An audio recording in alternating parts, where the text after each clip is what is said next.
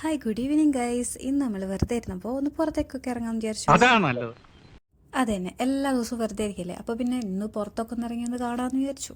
ആഫ്രിക്കനെ പറ്റി കേട്ട ഒന്നല്ല സത്യം ഇവിടെ വന്നപ്പോൾ മനസ്സിലായി. എല്ലാ ആഫ്രിക്കൻ രാജ്യങ്ങളും ഒരുപോലെയാണെന്നല്ല. ഞാനിപ്പോൾ ഉള്ളത് റുവാണ്ട എന്ന് പറഞ്ഞ ആഫ്രിക്കൻ രാജ്യത്തിലാണ്. ഇവിടെ ഭയങ്കര സെക്യൂരിറ്റിയാണ്. അതുകൊണ്ട് ഇവിടെ ഗേറ്റിന്റെ തൊട്ടപ്പുറത്ത് കാണുന്ന റൂമാണ് നമ്മുടെ സെക്യൂരിറ്റി റൂം. 24/7 അവിടെ അവിടേക്ക് ഇറങ്ങി നടക്കാന്നൊക്കെ വിചാരിച്ചായിരുന്നു. അപ്പം എന്താ ഇവിടെ അവക്കാടോ വെക്കുന്ന ചേച്ചിമാര്. അപ്പൊ പിന്നെ ഞാൻ പിന്നെ ഒന്നും നോക്കിയില്ല, അവിടെ വാങ്ങിക്കന്നെ. എൻ്റെ ഫോണിൻ്റെ കവറിൻ്റെ ബാക്കിൽ ഞാൻ എപ്പോഴും ഒരു 1000 ഫ്രാങ്ക് വെച്ചിട്ടുണ്ടാവും. എപ്പോഴും ആവശ്യം വരാമെന്ന് അറിയില്ലല്ലോ. ഈ ചേച്ചി എടുത്തു തരുന്നത് ശരിയല്ലാന്ന് തോന്നിയിട്ട് മറ്റേ ചേച്ചി എണീറ്റ് വന്നിട്ട് എനിക്ക് ഓരോന്നും എടുത്ത് നോക്കി തരികയാണ്. ഞാനും വലിയ കാര്യത്തിൽ എന്തൊക്കെയോ നോക്കുന്നുണ്ട്, പക്ഷെ വലുതായിട്ടൊന്നും അറിഞ്ഞിട്ടൊന്നും കേട്ടോ. ഇവിടെ അവക്കാട മരങ്ങൾ കുറേ ഉണ്ട്. അപ്പോൾ അതുകൊണ്ട് തന്നെ ഓരോ ചേച്ചിമാരിങ്ങനെ കൊട്ടയിൽ വിൽക്കാൻ നടക്കുന്നുണ്ട്. ഇവർ രണ്ടുപേരുള്ളതുകൊണ്ടാന്ന് തോന്നുന്നു 2 കൊട്ട ഉണ്ടായിരുന്നു. ഒന്നിൽ വത്തക്കയും കപ്പയും പിന്നെ വേറെന്തോ ഒരു സാധനം ഉണ്ടായിരുന്നു. പിന്നെ ഒന്നിൽ ഈ അവക്കാടായിരുന്നു.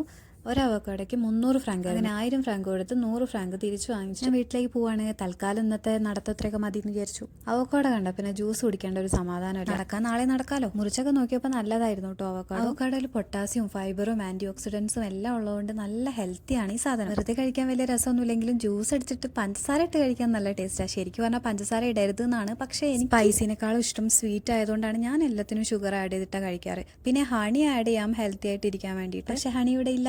പിന്നെ നമുക്ക് പാലുണ്ടോ നോക്കുമ്പോൾ പാലും ഇല്ല. ഇത്ര ആഗ്രഹിച്ച സ്ഥിതിക്ക് തൽക്കാലം വെള്ളം ഒഴിച്ച് നമുക്ക് ജ്യൂസ് ഉണ്ടാക്കാം. അങ്ങനെ നമ്മളെ ജ്യൂസ് ഇവിടെ റെഡി ആയിട്ടുണ്ട്. പാലൊഴിച്ചില്ലെങ്കിലും നല്ല തിക്നെസ് ഉണ്ട്. വെളുക്കും ഈ കുടുംബം